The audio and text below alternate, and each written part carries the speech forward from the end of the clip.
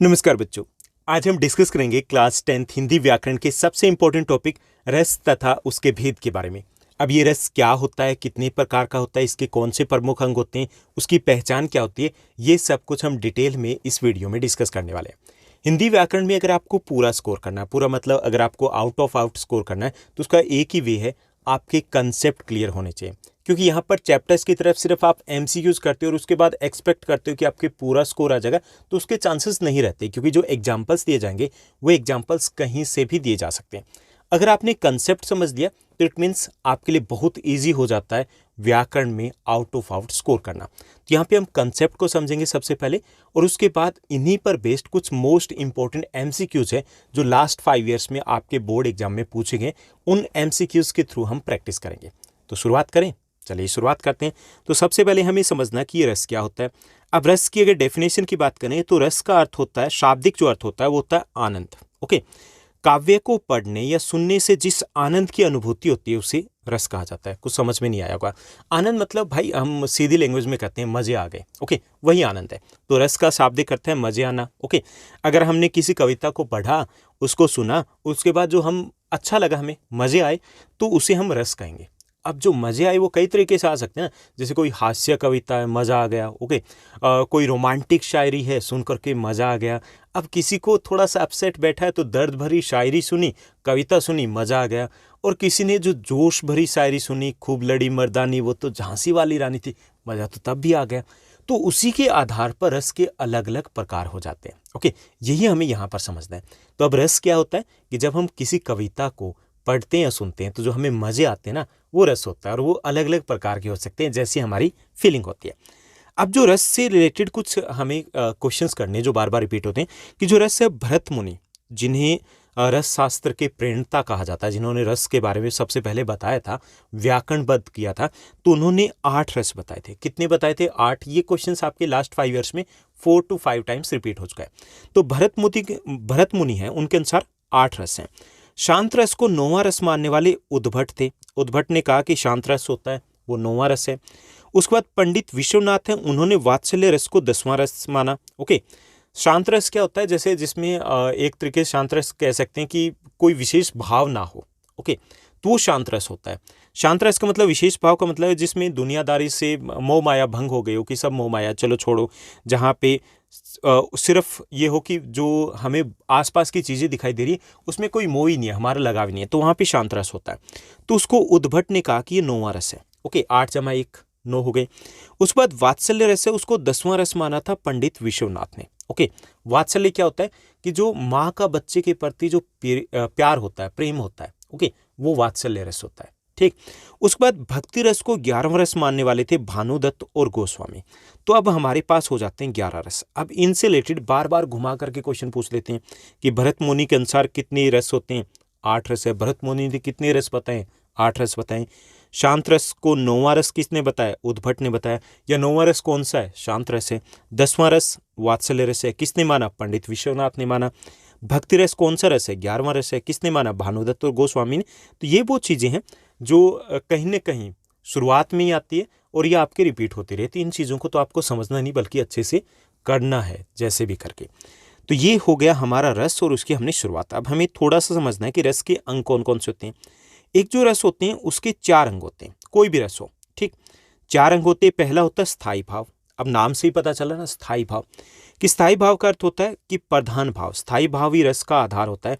यानी एक जो रस है जो निकल के आएगा, मान लीजिए हमने कविता को सुना तो उसमें से कुछ ऐसा निकल के आएगा जो हमारे साथ स्थायी तौर पे रहेगा, उस कविता के साथ जुड़ा रहेगा, उसका भाव जब भी सुनेंगे वो हमारे मन में बैठा रहेगा, वो स्थायी भाव लेकर के आएगा। तो वो स्थायी भाव होता है। जैसे अभी जो मैंने बात की कि खूब लड़ी मर्दानी वो तो झांसी वाली रानी थी। अब खूब लड़ी मर्दानी वो तो झांसी वाली रानी थी, ये कविता कितनी बार सुन लो आप, कितनी बार, क्या पैदा होगा? जोश पैदा होगा, देशभक्ति की भावना पैदा होगी। तो ये क्या है? इसका स्थायी भाव है, उत्साह, स्थायी भाव है। यहाँ पे वीरस है, तो ये स्थायी भाव होता है। स्थायी भाव क्या होता है कि एक बार हमने सुन लिया, वो स्थायी तौर पर वो भाव हमारे साथ रहेगा। जैसे आप सॉन्ग सुनते हो, अब सॉन्ग क्या है? हिंदी सॉन्ग, वो कविता की तरह ही तो है। अब कोई सैड सॉन्ग आपने सुन लिया, ओके, आपने सैड सॉन्ग सुन लिया तो उसको जब भी सुनोगे तो या जब भी उसको याद करोगे तो वही फीलिंग आपके साथ आएगी। तो वो क्या होते हैं, स्थायी भाव होते हैं। ठीक, तो स्थायी भाव क्या है कि वह भाव है जो स्थायी तौर पर हमारे साथ रहता है किसी कविता को सुनने के बाद या किसी कविता को पढ़ने के बाद। ठीक, उसके बाद होता है विभाव। विभाव वो पदार्थ जो व्यक्ति हो गया, परिस्थिति व्यक्ति के हृदय में जो भाव पैदा करता है। अब भाव पैदा क्यों है, तो इसमें एक तो उद्दीपन विभाव होगा, एक आलंबन विभाव होगा।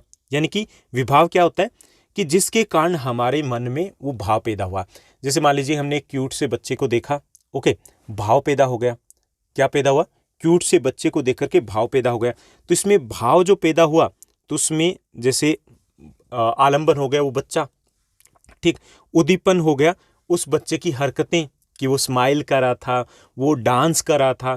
तो ये उसके दो अलग अलग भाग हो गए विभाव के। तो पहली चीज़ तो आपको समझ में आ गई होगी कि स्थायी भाव क्या होता है कि जब हम किसी कविता को, पद्य को पढ़ते हैं या सुनते हैं तो उसके बाद जो स्थायी तौर पे हमारे मन में भाव पैदा होगा, जो लंबे समय तक रहेगा, वो स्थायी भाव होगा।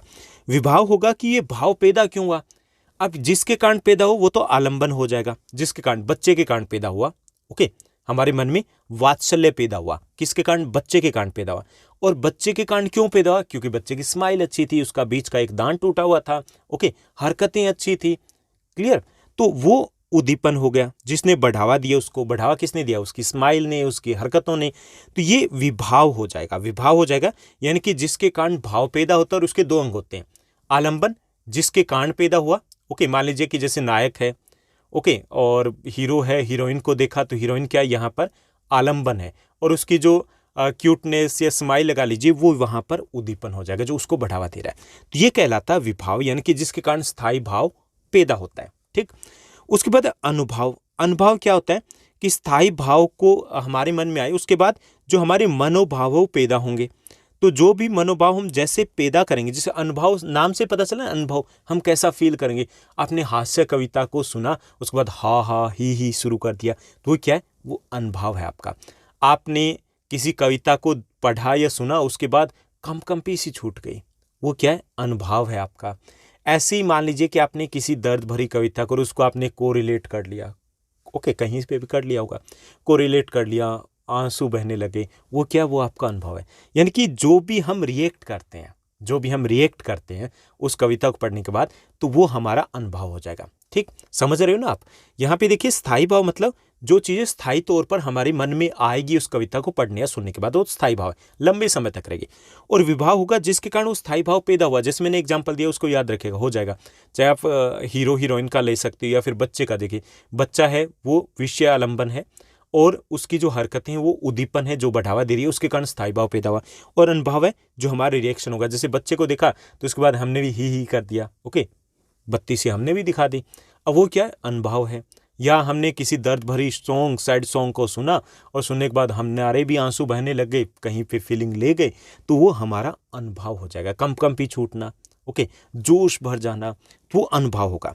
संचारी भाव चौथा अंग होता है। संचारी भाव क्या होता है कि वो भाव जो कुछ समय के लिए हमारे मन में पैदा होते हैं। ओके, ये भाव क्या होते हैं, संचारी, जैसे नाम से पता चला, संचार की तरह आए और गए। ठीक, यानी बुलबुलों के समान है, उठते हैं और विलीन हो जाते हैं। जैसे हमने कहीं पे किसी गंदी हरकत को देखा, ओके, गंदगी देखा, उफ, अलग से फीलिंग आई हमें, ओके, तो जो अलग से फीलिंग आई और उसके बाद गंदगी से बाहर निकल गए, चले गए, ये क्या होता है, छोटा सा भाव होता है ना। ऐसे ही मान लीजिए कि किसी कविता को पढ़ते पढ़ते एक वर्ड को लेकर के कोई भाव पैदा हो मन में, लेकिन वो टिका नहीं, स्थायी नहीं रहा, तो संचारी भाव होंगे। तो ये चार अंग होंगे, बहुत आसानी से तरीके से आप समझ सकते हो कि चार अंग कौन से। स्थायी भाव नाम से जोड़ लीजिए, स्थायी भाव जो स्थायी तौर पर हमें कविता से मिलते हैं, मुख्य जो भाव होता है। ठीक, विभाव होता है जिसके कारण स्थायी भाव पैदा हुआ, इसमें जिसके कारण पैदा हुआ तो आलंबन होगा, और जो उसकी हरकतें हुई जिसने बढ़ावा दिया वो उद्दीपन कहलाएगा। अनुभव होगा जो हम अनुभव करेंगे, जो हम रिएक्ट करेंगे, जैसे आंसू बहना, कंपी छूटना, ओके, ब्लश करना, ओके, वो अनुभव में आ जाएगा। और संचारी भाव वो होते हैं जो थोड़े समय के लिए आते हैं, उसी कविता के बीच में, उसी पद्य को पढ़ने के बाद, ओके, थोड़े समय के लिए आए, तो वो हमारे संचारी भाव कहलाएंगे, जो आएंगे और जाएंगे। स्थायी भाव स्थायी तौर पर रहेंगे। तो ये चार अंग होते हैं रस के। ठीक, समझ लिए। अब हम रस के भेद की बात करते हैं, क्योंकि हमारे यहाँ पे दोनों चीज़ें देखिए, अभी तक जो हमने पढ़ी है दोनों ही टॉपिक है, वहाँ से भी आपके क्वेश्चंस बन सकते हैं। अब यहाँ पे रस के भेद की बात करेंगे, तो रस जैसे हमने ऊपर बात की कि भरत मुनि है, उन्होंने 8 रस बताए थे, उसके बाद उसमें शांत रस जुड़ गया, 9वां रस, 10वां रस वात्सल्य हो गया और 11वां रस भक्ति रस हो गया। तो टोटल 11 रस हो गए और हर एक रस का एक स्थायी भाव होता है। अब जो श्रृंगार रस है उसका स्थायी भाव रति होता है, ठीक। जो हास्य रस होता है उसका स्थायी भाव हास होता है। करुण रस होता है उसका स्थायी भाव शोक होता है। अब इन चीज़ों को याद करना है, ओके, अच्छे से। श्रृंगार रस है उसका स्थायी भाव रति होता है। हास्य रस का हास होता है, आसानी से पता है। क्रूण रस मतलब जहाँ पे शोक होता है वहाँ पे करुणा पैदा होती है, ओके। रौद्र रस मतलब जहाँ क्रोध होता है। वीरस, वीरता में क्या होता है? उत्साह होता है। वीरस का स्थायी भाव उत्साह होता है। भयानक रस में स्थायी भाव भय होता है। विभत्स रस में जुगुप्सा, जुगुप्सा और घृणा दोनों को याद रखना है। घृणा होती है जब घृणा हमारे मन में किसी कविता को पढ़ करके सुन के पैदा हुई, घृणा नफरत पैदा हुई, तो वहाँ पे कौन सा रस होगा? यहाँ पे विभत्स रस होगा और उसका स्थायी भाव है वो जुगुप्सा या फिर क्या रहेगा? घृणा रहेगा। अद्भुत रस है यानी कि जहाँ पे हैरानी हो वहाँ पे उसका स्थायी भाव विस्मय होता है, हैरानी जिसको हम बोलते हैं। शांत रस का स्थायी भाव निर्वेद होता है, बहुत बार ये पूछा जाता है। वात्सल्य रस है उसका स्थायी भाव वत्सलता होती है, वात्सल्यपन होता है, बच्चे के प्रति जो प्रेम होता है, प्यार होता है। भक्ति रस का स्थायी भाव होता है ईश्वर विषयक रति, यानी कि रति होता है यहाँ पर, लेकिन ये ईश्वर से, ऊपर वाले से संबंधित रति होती है, ठीक। अब एक एक करके इनको समझते हैं। यहाँ पे तो मैंने सिर्फ बताया है, एक एक करके दोबारा समझते हैं। श्रृंगार रस, अब ये श्रृंगार रस इसका स्थायी भाव क्या है? रति है, ठीक। रति मतलब शब्द आपको रति यूज करना है, वैसे मतलब होता है प्यार, प्रेम, वहीं पे श्रृंगार रस होता है। इसमें नायक या नायिका के सौंदर्य या प्रेम संबंधी वर्णन किए जाते हैं, उसको हम श्रृंगार रस कहते हैं। यानी कि इसमें क्या होता है? नायक या नायिका उनके आपसी प्यार को, प्रेम को, उसका वर्णन जहाँ पर होता है वहाँ पे श्रृंगार रस होता है। ये दो भेद हो सकते हैं इसके, एक तो संयोग हो सकता है। संयोग मतलब जहाँ पे मिलन होगा, ओके, हैप्पी एंडिंग होगी, जहाँ पर वहाँ पे मिलन होगा वहाँ पे क्या होगा? यहाँ पे संयोग श्रृंगार रस होगा, ओके। जैसे यहाँ देखिए, मैंने एग्जाम्पल इजी से लिए ताकि आप समझ पाओ। यहाँ पे एग्जाम्पल लिया कि कहत नटत रीझत खीजत मिलत खिलत लजियात। कहत नटत रीझत खीजत मिलत खिलत लजियात, भरे भोन में करत है नैनन हुस्यो बात। अब देखिए, भरा हुआ दरबार है और वहाँ पे आंखों ही आंखों से बातें हो रही है। क्या है यहाँ पे? प्यार है, प्रेम है, मिलन है। तो यहाँ पे कौन सा रस है? संयोग श्रृंगार है। तो आपको क्या करना है क्वेश्चंस में कि आप जब कविता के किसी पद्य को अंश को पढ़ोगे तो आपको देखना है कि इसमें कौन सा भाव है, तभी आप रस को पहचान पाओगे। तो यहाँ पे प्यार की बात है, नायक और नायिका की आंखों ही आंखों में कुछ इशारा हो रहा है, ओके। जो भी हो रहा है छोड़ो उसको, तो हमें इस रस से ही मतलब है। तो यहाँ पे रस है कौन सा है? संयोग श्रृंगार है, ठीक। कई बार हो सकता है कि दोनों दे दी जाए कि यहाँ पे संयोग या वियोग ये बताना, अदरवाइज जनरली ये पूछा जाता है कि यहाँ पे कौन सा रस है। तो ओवरऑल हमें श्रृंगार रस यहाँ पर पता होना चाहिए। उसके बाद वियोग श्रृंगार क्या होता है कि वियोग जो श्रृंगार रस होता है जहाँ पर नायक और नायिका का वियोग होता है, विरह होता है, बिछड़न होता है, उनकी तू मैं हो गई है, ओके, किसी कारण से आपस में बन नहीं रहे, वो समझते हो आप। तो उस वहाँ पर वियोग श्रृंगार रस होता है। जैसे निस्तिन बरसत नेन हमारे, निस्तिन बरसत नेन हमारे, सदा रहत पावस ऋतु हम पे जबते श्याम सिधारे। कि जब से श्याम सिधारे यहाँ से, तो हर रोज़ हमारी आंखों से आंसू बरसते हैं, जैसे वर्षा ऋतु चल रही हो। तो यहाँ पे क्या वियोग की बात हो रही है तो नायक नायिका की बात, लेकिन कैसी हो रही है? वियोग की बात हो रही है। तो यहाँ पे वियोग श्रृंगार रस है, ठीक। पहचान लोगे ना कि जहाँ पे नायक नायिका के प्यार की बात हो, बिछड़ने की बात हो, तो वहाँ पे श्रृंगार रस होगा। मिलन हो तो वहाँ पे संयोग है, और जहाँ पर बिछड़न हो, विरह हो, वेदना हो, तो वहाँ पे वियोग श्रृंगार रस होगा। ये हमारा पहला रस हो गया। दूसरा जो रस होता है वो है हास्य रस। अब हास्य रस क्या होगा कि इसका स्थायी भाव है वो हास होता है, हास्य होता है, हास्य या हास कह लीजिए, ठीक। क्योंकि जब हास्य रस होगा तो उसमें हास तो निकलेगा ना, हास परिहास हास्य निकलेगा। कि जब विकृत आकार है, वेशभूषा है, चेष्टा है, उससे उत्पन्न हास्य को हम हास्य रस कहेंगे। चाहे वो किसी प्रकार की अलग स्थिति है, सिचुएशन है, वेशभूषा है, चेष्टा है, किसी भी कारण से हमारे मन में हास्य पैदा हो रहा है, तो वहाँ पे हास्य रस होगा। जैसे देखिए, मैं महावीर हूँ पापड़ को तोड़ सकता हूँ, मैं महावीर हूँ पापड़ को तोड़ सकता हूँ, गुस्सा आ जाए तो कागज़ को मरोड़ सकता हूँ।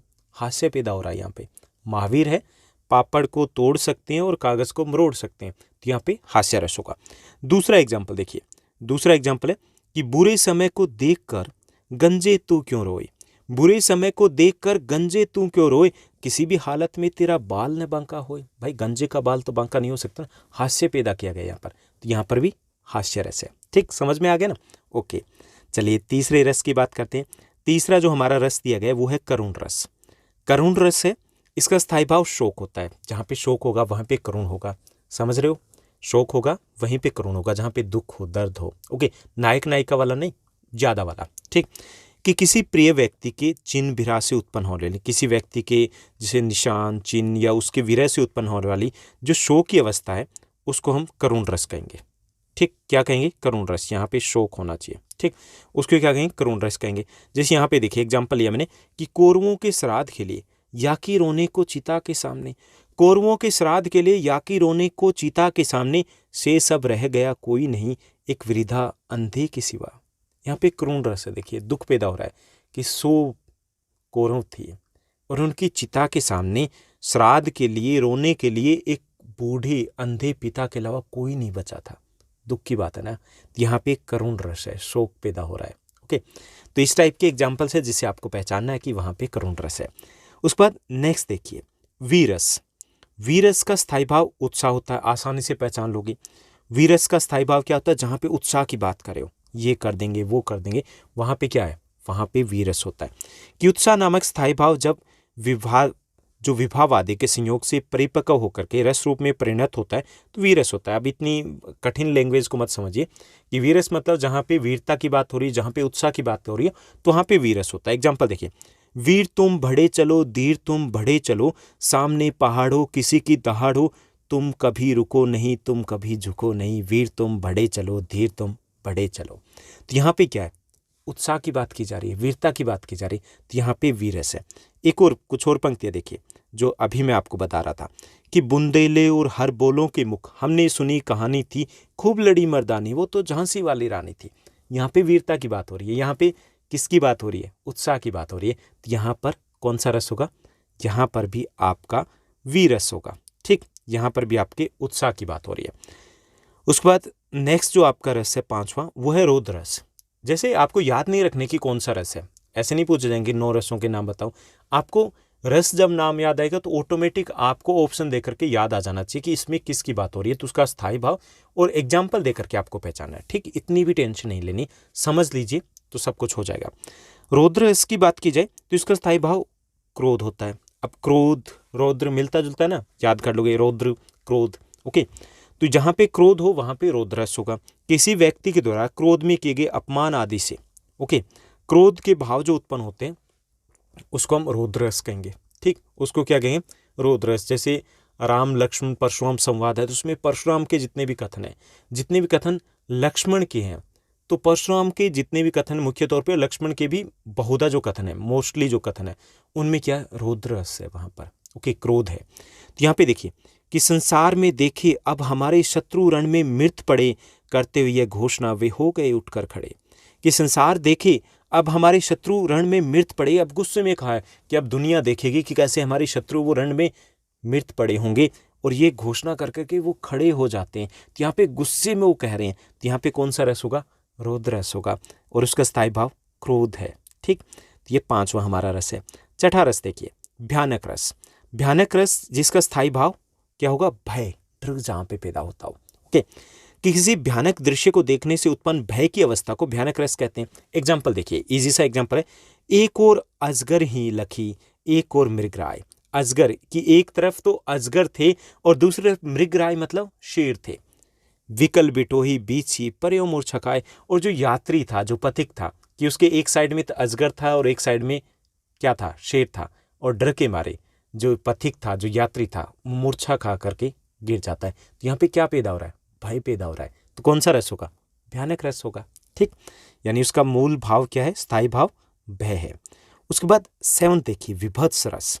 अब विभत्स और यहाँ पे दोनों में थोड़ा सा आपको ध्यान रखना है कि भयानक रस मतलब भय और विभत्स रस मतलब जहाँ पे घृणा पैदा होती हो। क्या पैदा होती हो, घृणा, जुगुप्सा या घृणा पैदा होती हो, नफरत पैदा होती हो। ठीक, ओके, तो वहां पे होगा आपका विभत्स रस। कि जुगुप्सा या घृणा का स्थायी भाव जब अनभाव विभाव द्वारा परिपक्व अवस्था में, छोड़ दीजिए इसको, कि आपको ये समझना है कि जहाँ पे घृणा का भाव पैदा होता हो वहाँ पे विभत्स रस होगा। जैसे यहाँ एग्जाम्पल मैंने लिया कि निकल गली से तब हत्यारा, निकल गली से तब हत्यारा, आया उसने नाम पुकारा, हाथों तोलकर चाकू मारा, छूटा लहू का फव्वारा, कहा नहीं था उसने आखिर हत्या होगी। तो यहाँ देखिए घृणा पैदा हो रही है, किसी की हत्या की जा रही है, खुले तौर पर हत्या की जा रही है, लहू निकल रहा है, तो क्या अच्छा फील हो रहा है? अच्छा तो फील नहीं हो रहा ना। तो यहाँ पर घृणा पैदा हो रही है, यहाँ पे विभत्स रस है। ओके, उसके बाद नेक्स्ट देखिए एक और एग्जाम्पल है कि हाथ में घाव थे चार, हाथ में फीलिंग कीजिए, फील कीजिए, हाथ में घाव थे चार और उनमें मवाद थी भरमार, उनमें थी मवाद भरमार, मक्खी उन पर भिनक रही थी, कुछ पाने को टूट रही थी, उसी हाथ से कोर उठाता, उसी हाथ से खाना उठाता, घृणा से मेरा मन भर जाता। कि अगर किसी के हाथ में चार घाव हैं, उनमें मवाद भरी हुई है, उसके ऊपर मक्खियां भिन भर आ रही है और उसी हाथ से वो खाना उठा रहा है, कैसी फीलिंग आ रही है? घृणा की फीलिंग आ रही है। तो यहाँ पे क्या है? यहाँ पे विभत्स रस है। ठीक, चलिए अगले रस की बात करते हैं। अगला जो हमारा रस दिया गया, अगला है अद्भुत रस। अद्भुत, अब इसको समझना आसान सा ना, अद्भुत मतलब जहाँ पे आश्चर्य की बात हो, वहाँ पे अद्भुत रस होगा। कि आश्चर्यजनक वर्णन के द्वारा जब उत्पन्न भावों की अवस्था को हम अद्भुत रस कहेंगे। जैसे बिनु पद चले, सुने बिनु काना, कर बिनु कर्म करे, विधि नाना, आनंद रहित सकल रस भोगी, बिन वाणी बड़ा वक्ता बढ़ जोगी। अब यहाँ देखिए कि बिना पैरों के चल रहे हैं, बिना कान के सुन रहे हैं, बिना हाथ के काम करें, बिना मुख के रस भोग रहे हैं, बिना वाणी के बड़े वक्ता बन गए। भाई हैरानी वाली बात है ना, मतलब ये है ही नहीं और उसके बाद भी सब कुछ हो रहा है। तो ये क्या है? यहाँ पे अद्भुत रस है। ठीक, क्योंकि यहाँ पे आश्चर्य की बात की गई है। 9 देखिए, 9वां हमारा शांत रस है।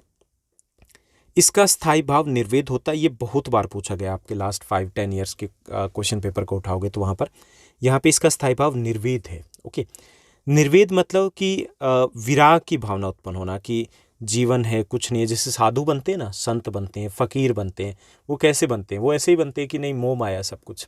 तो जब ये विराग की भावना हो कि यानी कि मनुष्य भौतिक और लौकिक वस्तुओं के प्रति उदासीन हो जाता है कि ये कुछ नहीं है, ऊपर वाला ही सब कुछ है, तो वहाँ पर शांत रस होता है। यहाँ देखिए, चलती चाकी देख कर दिया कबीरा रोई, दुई पाटन के बीच में साबुत बचाना कोई। यहाँ पे कबीर दास जी के जितने भी दोहे हैं, वहाँ पे शांत रस की बात की है। यहाँ पे कहा गया कि ये जो चाकी है, दो चाकी, जो चलती चाकी है, उसको देख करके कबीर दास जी को ये होता है कि दो पाटन के बीच में जब कोई दाना आ जाता है वो साबुत नहीं बचता।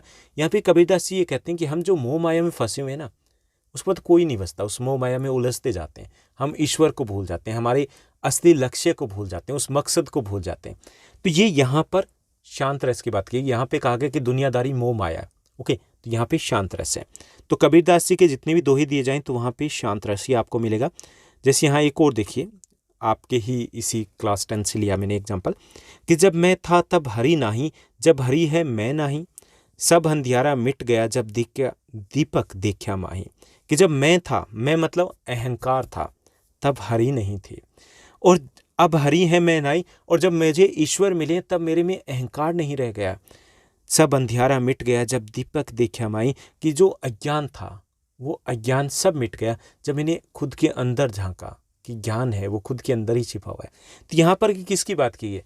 खुद की बात की गई है, दुनियादारी को छोड़ने की बात की गई कि अहंकार को छोड़ दीजिए, तेरा मेरा पराया कुछ नहीं है, जो कुछ है वो ईश्वर है। तो यहाँ पर भी निर्वेद का भाव पैदा हो रहा है, तो यहाँ पर भी आपका शांत रस है। ठीक, चलिए अगले रस को देखते हैं। अगला जो हमारा रस है वात्सल्य रस है। यहाँ पर वात्सल्य रस कहाँ पैदा होता है? कि जो शिशु, बच्चे के प्रति जो प्रेम है, स्नेह है, दुलार है, उसका जब वर्णन किया जाता है तो वहाँ पे वात्सल्य रस होता है। ओके, और वात्सल्य का स्थायी भाव वात्सल होता है। ठीक, यहाँ देखिए कि जसोदा हरि पालने झुलावे, हलरावे दुलरावे मल्हावे, जो ही कुछ गावे।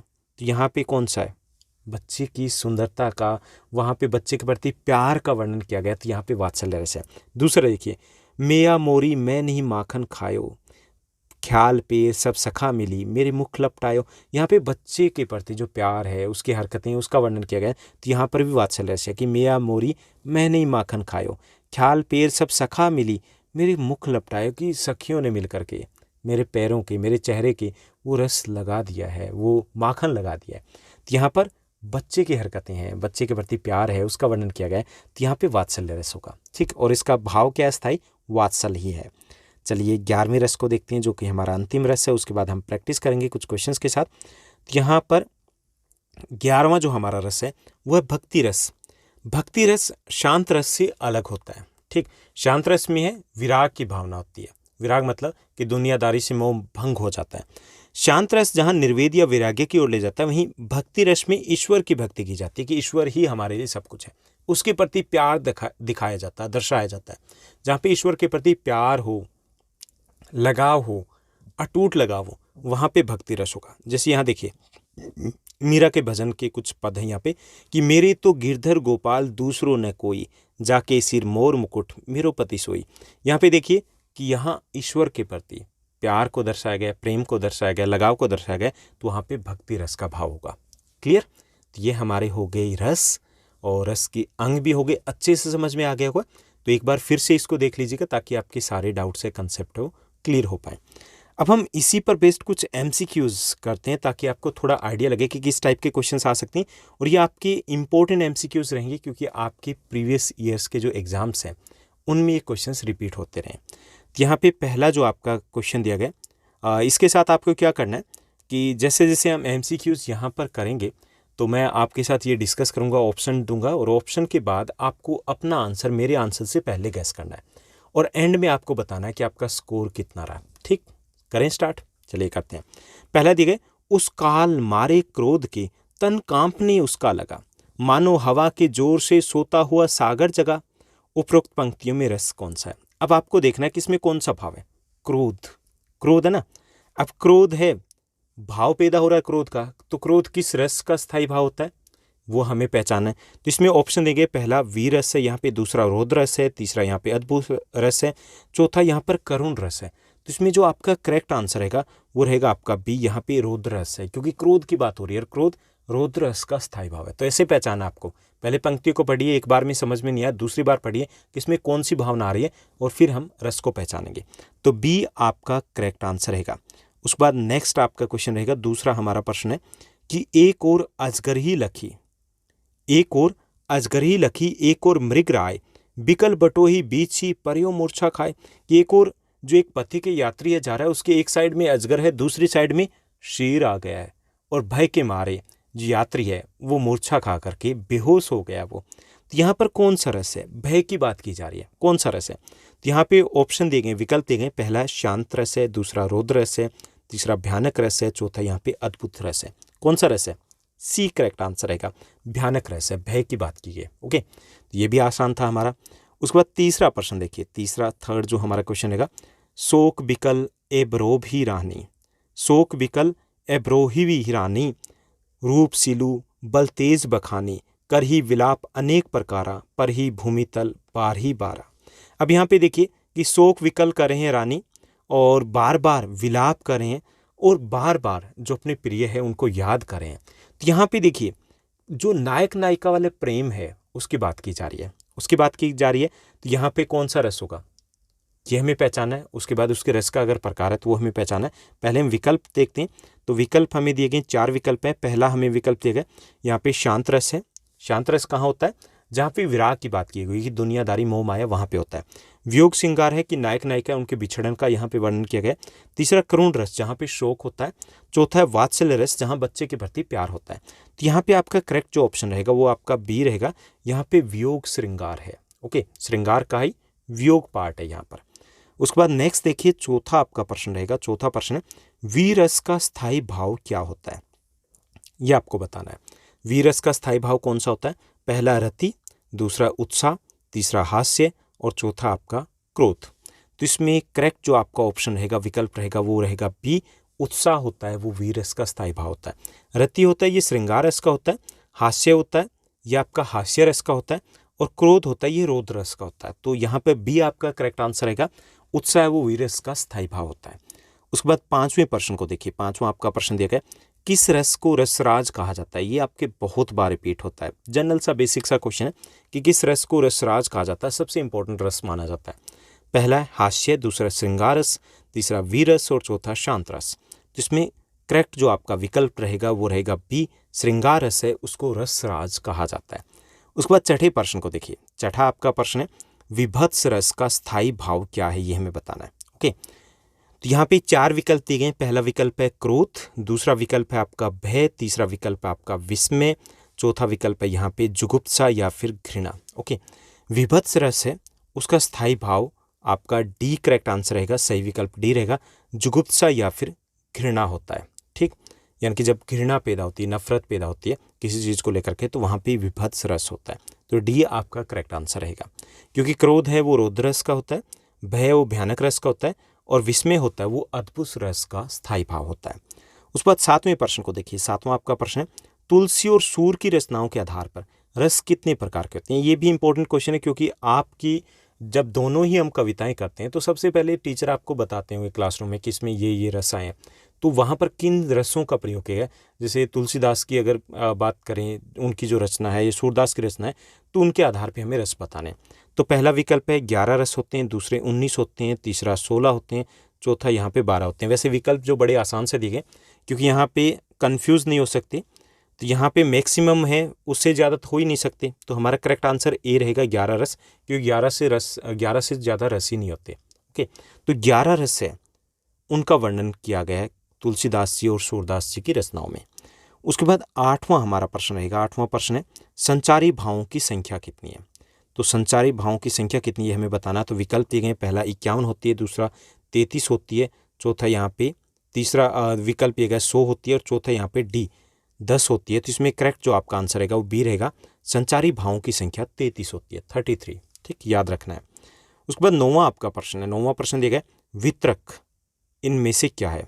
वितरक संचारी भाव, जो 33 संचारी भाव होते हैं उसमें से एक संचारी भाव होते हैं जो आते हैं जाते हैं, बुलबुले की तरह होते हैं। तो ये वितरक क्या है, एक संचारी भाव है। ओके, मैंने पहले ही आपको ऑप्शन दिए बिना ही बता दिया। चलिए नेक्स्ट क्वेश्चन को देखते हैं। नेक्स्ट आपका 10th क्वेश्चन है कि कंपन निम्न में से क्या है, ये हमें बताना है। ओके, कंपन क्या है। पहला अनुभाव है, ये संचारी भाव है, ये उद्दीपन विभाव है, ये आलंबन विभाव है। ये अब देखिए कि कोई चीज़ को रस के बाद जब हम फील करते हैं, ओके, फील करते हैं, तो फील करने को जो भी हम रिएक्ट करेंगे फील करने के बाद, तो वो अनुभाव कहलाता है। तो ये आपका करेक्ट आंसर रहेगा, अनुभाव। जैसे किसी कविता को सुनने के बाद या पढ़ने के बाद आंसू निकलना, खिलखिला करके हंसना, ये क्या है, ये सारे अनुभाव हैं। ओके, तो कंपन भी किस में आएगा, अनुभाव में आएगा। उसके बाद नेक्स्ट जो हमारा क्वेश्चन देगा कि वात्सल्यपन निम्न में से क्या है, ये हमें बताना। वात्सल्यपन या वात्सल्यता क्या है। फर्स्ट है ये आलंबन विभाव है, ये उद्दीपन विभाव है, ये तीसरा ये अनुभाव है, ये चौथा ये स्थायी भाव है। तो वात्सल्यपन है ये स्थायी भाव है। ओके, वात्सल्य रस है उसी का स्थायी भाव है। तो डी आपका करेक्ट आंसर रहेगा यहाँ पर। नेक्स्ट जो आपका क्वेश्चन रहेगा, नेक्स्ट क्वेश्चन को देखिए, शांत रस है उसका स्थायी भाव कौन सा है, ये हमें बताना है। तो पहला विकल्प आपका निर्वेद, दूसरा अद्भुत, तीसरा वीर और चौथा श्रृंगार। तो शांत रस का स्थायी भाव कौन सा है, तो इसमें करेक्ट जो ऑप्शन रहेगा वो आपका ए रहेगा, निर्वेद है वो शांत रस का स्थायी भाव होता है। क्योंकि अद्भुत, वीर, श्रृंगार ये तो खुद रस है, स्थायी भाव नहीं है ये। ओके, उसके बाद 13वां प्रश्न देखिए। 13वां आपका प्रश्न है विस्मय स्थायी भाव किस रस में होता है। विस्मय है वो किस रस का स्थायी भाव है, ये हमें बताना है।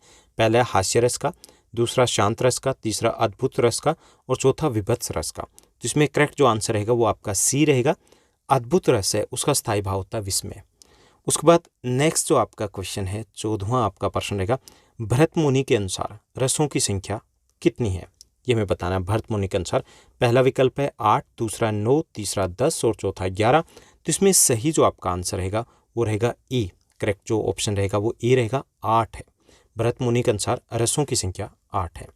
उसके बाद 15वां हमारा प्रश्न रहेगा, चलिए उसको देखते हैं। 15वां प्रश्न है क्रोध किस रस का स्थायी भाव है, ये हमें बताना है। ठीक, तो इसमें ऑप्शन दिए गए, पहला विकल्प है आपका विभत्स, दूसरा विकल्प है आपका भयानक, तीसरा विकल्प है आपका रौद्रस और चौथा वीरस। तो इसमें करेक्ट आपको विकल्प कौन सा रहेगा, क्रोध है वो किस में आएगा, सी आपका करेक्ट आंसर रहेगा। रौद्रस है उसका स्थायी भाव होता है क्रोध। ठीक, उस बाद 16वें प्रश्न को देखिए। 16वां आपका प्रश्न दिया गया, वत्सलता स्थायी भाव किस रस का है। ठीक, ये हमें बताना है वत्सलता किस रस का स्थायी भाव है। तो इसमें पहला विकल्प है हमारा अद्भुत रस का, दूसरा श्रृंगार रस का, तीसरा ये रौद्र रस का और चौथा ये वात्सल्य रस का है। तो इसमें करेक्ट जो आपका ऑप्शन रहेगा वो रहेगा डी, वत्सलता है वो वात्सल्य रस है, उसका स्थायी भाव होता है। उसके बाद नेक्स्ट आपका क्वेश्चन दिया गया 17वां आपका प्रश्न है, चलिए उसको देखते हैं। विभत्स रस का उदाहरण है, ये हमें पहचानना कि कौन सा विभत्स रस का उदाहरण है। पहला आंख, पहले तो समझ लीजिए कि विभत्स रस कौन सा होता है, जहाँ पे घृणा पैदा हो। वाओ, ऐसे अजीब सी फीलिंग आती हो ना, जहाँ पे घृणा पैदा होती है, तो वहाँ पे विभत्स रस होता है। ठीक होता है ना, कई बार कुछ गंदी सी चीज़ें, अजीब सी चीज़ें देख ली तो वहाँ पे घृणा पैदा होती है, नफरत पैदा होती है, किसी के बिहेवियर से हो सकती है। ओके, तो यहाँ पे पहला विकल्प देखिए, आंखें निकाल उड़ जाते, क्षण भर उड़कर आ जाते, शव जीभ खींच कर खोवे, चुबला चुबला कर खाते। यानी आंखें निकाल रहे हैं किसी शव की, उसकी उड़ते हैं वापस आते हैं, उसकी जीभ खींच रहे हैं, चुबला चुबला करके किसी लाश को खा रहे हैं। ओके, पहला विकल्प है। दूसरा, तीर्थ वर्थ साधन कहा जो निस्तिन हरिगान, तीर्थ वर्थ साधन कहा जो निस्तिन हरिगान, कि ईश्वर की प्राप्ति के लिए तीर्थ है, वर्थ है, वो साधन है। निस्तिन हरिगान को गाना, ईश्वर की भक्ति करना, ये भी एक साधन माना जाता है। उठरी विकसित कुवले नयने, नए निमिलित खोल, यहाँ पर भी सुंदरता की बात की जा रही है, नायक नायिका की बात की जा रही है। अपूर्व श्री श्यामल पत्र आजी में, कदम के पुष्प कदम की घटा, यहाँ पे भी सुंदरता की वर्णन किया जा रहा है। तो इसमें जहाँ पर घृणा पैदा होती है वो है ई आपका विकल्प। आंखें निकाल उड़ जाते, क्षण भर उड़कर आ जाते, शव जीव खींच कर कोवे, चुबला चुबला कर खाते। तो यहाँ पे घृणा पैदा हो रही है, अजीब सी फीलिंग आ रही है, तो यहाँ पे विभत्स रस का उदाहरण रहेगा, तो ये आपका करेक्ट आंसर रहेगा। उसके बाद नेक्स्ट हमारा क्वेश्चन देखिए, 18वां प्रश्न, भय स्थायी भाव किस रस का, ये हमें बताना है। ओके, तो यहाँ पे पहला विकल्प दिया गया भयानक रस का, ये दूसरा श्रृंगार रस का है, तीसरा ये अद्भुत रस का है, चौथा ये करुण रस का है। तो इसमें करेक्ट जो आपका ऑप्शन रहेगा वो रहेगा आपका ए, भयानक रस है, उसका स्थायी भाव होता है भय। चलिए आगे बढ़ते हैं और देखते हैं 19वें हमारे प्रश्न को। 19वां हमारा प्रश्न का, निम्न में से अद्भुत रस का उदाहरण कौन सा, ये हमें बताना है। तो इसमें जो हमें विकल्प दिए गए, पहला है अद्भुत रस, पहले समझ लीजिए कि इसमें क्या होगा, जहाँ पे आश्चर्य की बात की गई, हैरानी वाली बात। तो इसमें पहला विकल्प देखिए, देख यशोदा शिशु के मुख में सकल विषयों की माया, कि शिशु है जो कन्हैया है, उनके मुख में यशोदा माता है, वो क्या देखती हैं, पूरे विश्व को देखते हैं। ओके, क्षण भर को वह बनी अचेतन, कि कुछ पल के लिए वो अचेतन हो जाती है, लगे बेहोशी हो जाती है, हैरान हो जाती है, हिल न सकी कोमल पाया, और वहाँ से हिल डुल नहीं पाती है, आश्चर्य के कारण वो वहीं की वहीं रह जाती है। दूसरा है नख रेखा सोहे नई अरसों है सब गात। तीसरा विकल्प है बर जीते सरमेन के ऐसे देखी मैन, यहाँ पर प्यार प्रेम की बात की जा रही है। केकी रव को नुपुर धवनी सुन नगती जगती की मुख प्यास, यहाँ पर भी प्यार की जो प्यार की प्यास है वो बढ़ती जा रही है।